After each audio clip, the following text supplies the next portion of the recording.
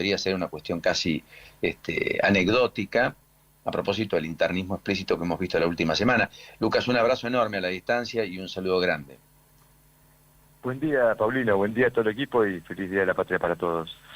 Bueno, yo digo que la coyuntura siempre nos presenta síntomas de cosas que ocurren, naturalmente en este contexto, en derredor del poder, en derredor del gobierno, y este es un gobierno que ha venido mostrando en las últimas semanas, en las últimas meses, cierta dificultad para conservar la gestión de vínculos y la armonía interna necesaria que debe tener todo equipo de gobierno para estar enfocado y puestos a resolver los problemas de la gente, ¿no? Uno pareciera estar viéndose ya varias semanas un gobierno casi más ocupado de resolver sus propios problemas que los problemas de la gente.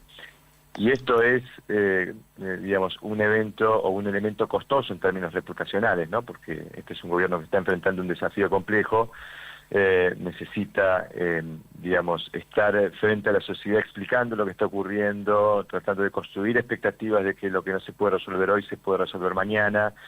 Y la verdad es que este comienzo, el 2026, ha sido un comienzo en donde yo digo que muchos de los déficits que tenía el liderazgo político de Milei y que estaban subestimados porque la coyuntura hacía que todo aquello que pareciera deficitario en Milei fuera virtud, por esta curiosidad de que la gente estaba enojada con los políticos profesionales. Bueno, todos esos defectos le están empezando a pasar factura, ¿no? La capacidad de lectura del poder, entender correlaciones de fuerza y saber cuándo confrontar y cuándo no, la gestión de los vínculos y la armonización interna que mencionaba, la construcción de equipos, la empatía social para tener un diálogo sensible con la gente respecto de lo que a la gente le está ocurriendo y tratar de guiar esa emocionalidad de la gente hacia buen puerto, la capacidad de escucha y sobre todo, yo digo, la autoridad emocional que tiene que tener el liderazgo presidencial para transmitir calma en momentos de incertidumbre y para no reaccionar impulsivamente ante críticas o crisis. Bueno, todo esto pareciera estar puesto en juego en este último tiempo y esto que señalás, o estos eventos, ¿no?, de no invitar a la vicepresidenta, la reunión de gabinete, la reunión de mesa política con todos los conflictos internos que cruzan este gobierno, parecieran estar todos manifestando síntomas que tienen que ver con esto, ¿no? La idea en el gobierno es que la economía aplaca todo esto y que el éxito económico diluye todas estas cuestiones y que al final del camino en la evaluación integral va a haber una evaluación positiva, porque además del otro lado, entre comillas, es decir, en la oposición nadie capitaliza y los proyectos alternativos reales de poder por lo menos parecen por ahora caer en bolsillo roto. Pero en ciernes empiezan a haber amenazas fruto del espacio que el gobierno deja vacío. ¿Vos crees que efectivamente la economía opaca cualquier tipo de cuestionamientos o que aún con una economía que mantenga esta velocidad crucero, aunque no explote, pero tampoco se desgaste más, alcanza para el objetivo de máxima que es efectivamente la continuidad del presidente? Bueno, probablemente esto ocurra en la Argentina y en el mundo, pero más particularmente en la Argentina, que ha sido un país que ha tenido problemas económicos. Lo que los gobiernos dejan de hacer o hacen en materia económica quizás sea el aspecto que más impacto tiene en la vida cotidiana de los argentinos, es decir, es la variable que más satisfacción o insatisfacción política puede generar. Por eso solemos decir, y hemos dicho en otros tiempos políticos, me ofrecen soluciones y les voy a perdonar deslices, vicios o defectos que puedan tener en otros ámbitos, siempre mientras me resuelvan los problemas. Este es un ciclo que está ajustado también a esa característica, ¿no? Probablemente uno podría decir, hay cosas de Milei que no me gustan, pero hacen, parafraseando aquel famoso dicho de los 90 cuando se le cuestionaba al gobierno de Menem su integridad en términos de corrupción y se lo perdonaba porque ofrecía soluciones económicas. Bueno, yo creo que a Milei también le va a aplicar eso. El problema que tiene Milei es que hoy está viendo, desde el punto de vista de las respuestas económicas que el gobierno está ofreciendo, una suerte de disociación entre lo que ocurre con la economía argentina y lo que ocurre con la economía de los argentinos. Y yo digo particularmente que está habiendo un desacople entre la perspectiva que uno ve respecto de los ingresos de la Argentina, tanto en pesos como en dólares, y lo que está pasando con los ingresos de los argentinos. Hay un contraste muy fuerte de una economía argentina que ahora tiene pesos porque tiene superávit fiscal y tiene dólares porque tiene superávit comercial, pero hay una economía de los argentinos que no logra recuperar poder adquisitivo, y esto está permeando hacia la visión que los argentinos tienen en el rumbo económico, una mirada pesimista.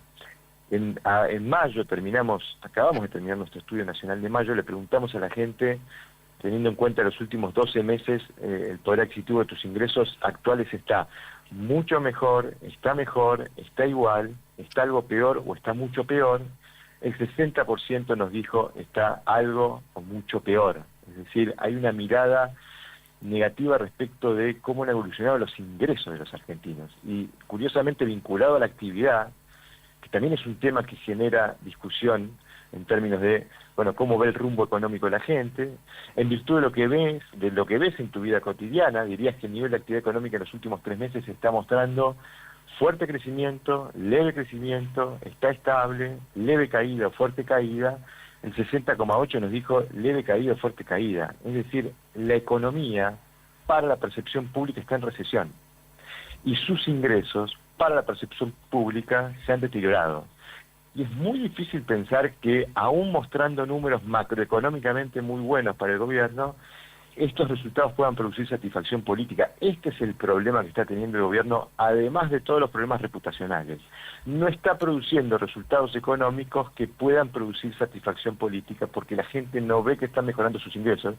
Y esto es delicado porque en buena medida uno puede pensar que la economía va a ser factor decisivo de las posibilidades de revisión de este ciclo, pero va a tener que ser una economía que produzca satisfacción política en el ámbito doméstico, en la economía doméstica, en el metro cuadrado de la gente, y eso hoy pareciera que no está ocurriendo, por lo menos a la luz de la perspectiva de la gente, ¿no?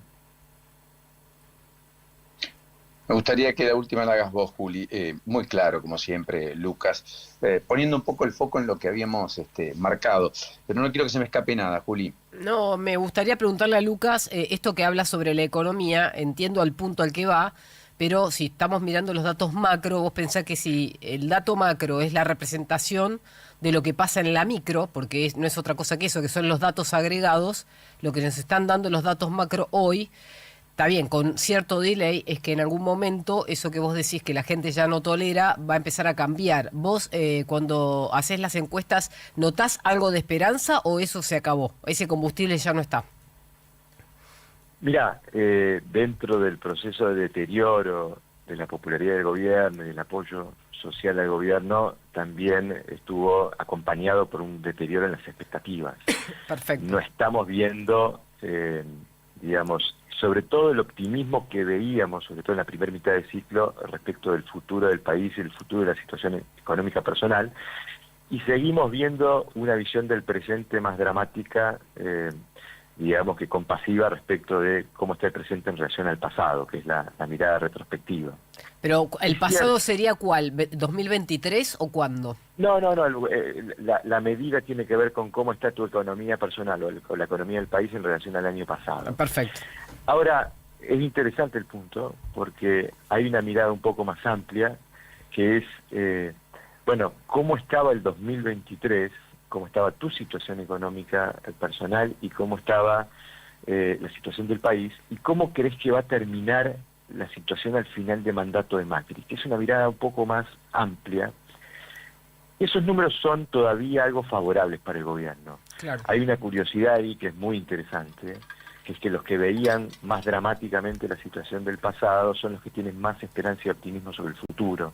Claro. Obviamente que ahí están anclados muchos de los votantes, los que apoyan el proceso, y obviamente que el ver con dramatismo el pasado te da cuenta de que era la gente que pedía cambio, era la gente que demandaba el cambio, y esa todavía tiene alguna esperanza, al punto de que, con decirte que los que creen que al final de mandato la economía del país va a estar mejor que lo que estaba en 2023 son mayoría, son más del 51%.